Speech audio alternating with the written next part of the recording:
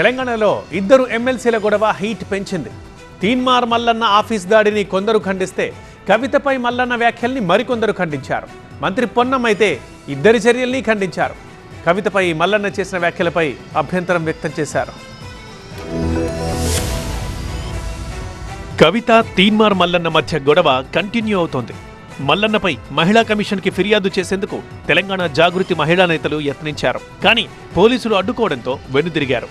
తీన్మార్ మల్లన్న కార్యాలయంపై దాడిని పలు బీసీ సంఘాల నేతలు ఖండించారు. మల్లన్నను కలిసి సంఘీభావం ప్రకటించిన నాయకులు దాడికి పాల్పడ్డ వారిపై చర్యలు తీసుకోవాలంటూ డిమాండ్ చేశారు. ఎమ్మెల్సీ కవితను అరెస్ట్ చేయాలన్నారు.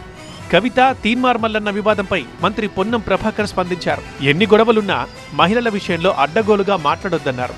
కవితపై తీన్మార్ మల్లన్న వ్యాఖ్యల్ని ఖండించారు. అదే సమయంలో తీన్మార్ మల్లన్న ఆఫీస్పై దాడి సరికాదన్నారు పొన్నం. వారు చెప్తున్నట్టు కొన్ని సామెతలు ఉండొచ్చు, కానీ మహిళల పట్ల కాంగ్రెస్ పార్టీకి అపారమైన గౌరవం ఉంది.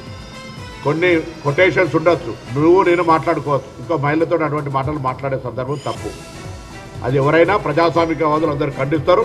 మల్లన్న చెబితేనే తాము కాల్పులు జరిపామని ఉన్నతాధికారులకు తెలిపారు గన్మెన్లు.